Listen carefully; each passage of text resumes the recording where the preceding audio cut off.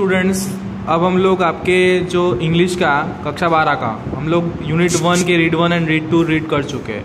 अब हम लोग यूनिट नंबर 2 का रीड 2 जो है वो रीड करने जा रहे हैं। इसका नाम है shaper shaped. So let's start. इसके जो मेन राइटर है उनका नाम है हरिंद्रनाथ चट्टोपाध्याय। ओके, अब स्टार्ट करते हैं। In days gone by, used to be a potter who would feel his fingers more the yielding clay to patterns on his wheels। यानी कि जो राइटर है, जो कवि है, वो ये कहना चाहते हैं कि बीते हुए समय में, in days gone by I use to be, यानी कि बीते हुए समय में, पहले के टाइम में वो क्या थे, अ पॉटर वो would feel his fingers would more the yielding clay. और वो क्या करते थे, अपने हाथों से जो है मिट्टी को स्वरूप दे करके, मिट्टी को एक आकार दे करके कुछ बर्तन या कुछ नई नई चीज़ें जो है वो बनाया करते थे। To patterns on his wheel. आप लोग को पता है कि जो कुम्हार होते हैं वो एक बड़ा सा चक्र होता है, एक व्हील होता है, एक पहिया होता है, जिसके ऊपर जो है वो मिट्टी के बर्तन बनाते हैं। But now through wisdom lately won that pride has died away, I have ceased to be the potter and have learn to be the clay.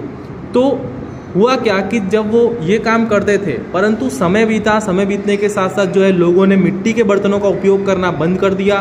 धीमे धीमे जो है स्टील के बर्तन है, लोहे के बर्तन है, एल्यूमिनियम के बर्तन है, इनका उपयोग करना लोगों ने शुरू कर दिया। तो उस टाइम पे जो है जब वो कुम्हार थे, जब लोग मिट्टी के बर्तनों का उपयोग करते थे, तब तो उनकी बहुत ज़्यादा लोग पूछ परछ करते थे, तब उनकी बहुत रिस्पेक्ट होती थी, तब बहुत इज्जत थी। परंतु जैसे ही लोगों ने मिट्टी के बर्तनों का उपयोग करना बंद कर दिया तो उनका ये जो काम धंधा था वो सारा का सारा क्या हो गया, बंद हो गया। तब उन्होंने सोचा in other and I have learn to be the clay. तब उन्होंने सोचा कि काश मैं कुम्हार ना बन करके एक मिट्टी ही बना होता, या भगवान ने मुझे मिट्टी ही बनाया होता तो कितना अच्छा होता।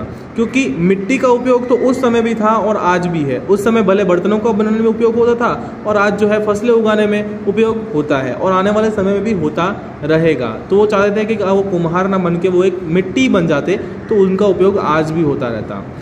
In other days, I used to be a poet through whose pen innumerable songs would come to win the hearts of men। उसके बाद उन्होंने सोचा कि वो क्या बन जाते हैं, एक कवि बन जाते हैं, एक संगीतकार बन जाते हैं। ये उन्होंने सोचा। Through whose pen innumerable songs would come, जिनकी कलम से जो लिखे गए गीत हैं, जो कविताएं हैं, जो लोग सुने और उनके दिल में उनको बसा ले, ऐसा वो चाहते थे। To win the hearts of man, यानी कि इंसानों का दिल जीतना वो चाहते थे अपनी कविताओं से।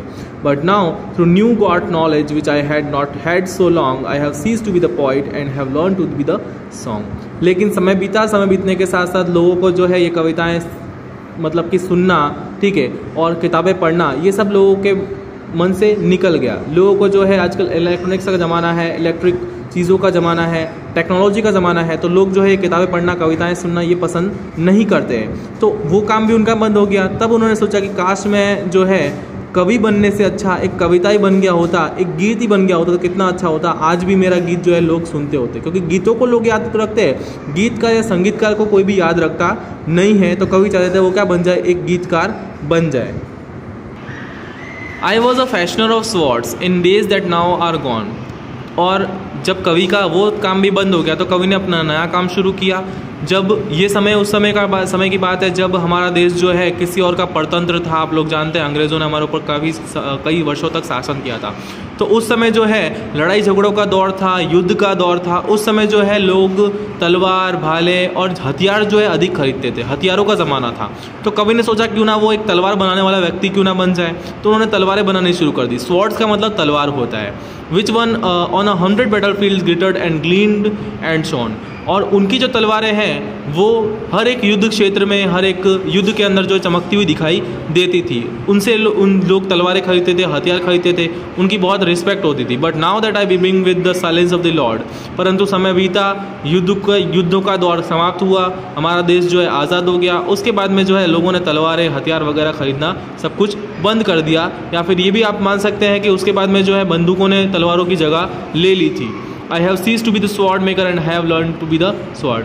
तो कवि ने जो कि कवि है इस पोएम के, उन्होंने सोचा कि काश मैं तलवार बनाने वाले से अच्छा है कि एक तलवार बन गया होता। क्योंकि तलवार बनाने वाले हो तो कोई पूछता नहीं है, परंतु जो तलवार होती है उसकी आज भी पूछ परछ है। जो बड़े बड़े हमारे जो स्वतंत्रता सेनानी थे, ठीक है, जो बड़े बड़े राजा महाराजा थे, आज भी उनकी तलवारें जो है म्यूजियम में, कहीं ना कहीं संग्रहालयों में रखी गई है और आज भी उनकी बहुत बड़ी कीमत है। तो उन्होंने सोचा कि काश मैं एक तलवार बन गया होता। In bygone times, I use to be a dreamer who would haul on every side and insolvents of emerald and pearl। और जब सारे के सारे काम धंधे कवि के पास ख़त्म हो गए, सब कुछ बंद पड़ गया, तो कवि ने सोचा क्यों ना मैं एक स्वप्न दृष्टा बन जाऊं, यानी कि सपने देखने शुरू कर दूं, क्योंकि सपने देखने के लिए तो कोई मेहनत लगती नहीं है। तो उन्होंने सोचा कि मैं सपने देखना शुरू करता हूं। But now that I am kneeling at the feet of the supreme I have cease to be the dreamer. परंतु सपने देखने वालों का भाई सपना कभी ना कभी तो टूट ही जाता है, कभी ना कभी तो उनकी नींद खुलेगी और सपना टूटेगा। जब उनकी नींद टूटी, जब उनका सपना खुला, तब उन्हें समझ में आया कि काश मैं सपना देखने वाले से अच्छा एक सपना बनता। अगर मैं सपना बनता तो वो सपना अगर ख़त्म भी हो जाता ना, तो भी मेरे मन में तो कम से कम वो रहता, लोगों के मन में तो वो सपना रहता। And I have learn to be the dream. और कभी ने सोचा कि काश वो क्या बन जाते, एक सपना ही बन जाते।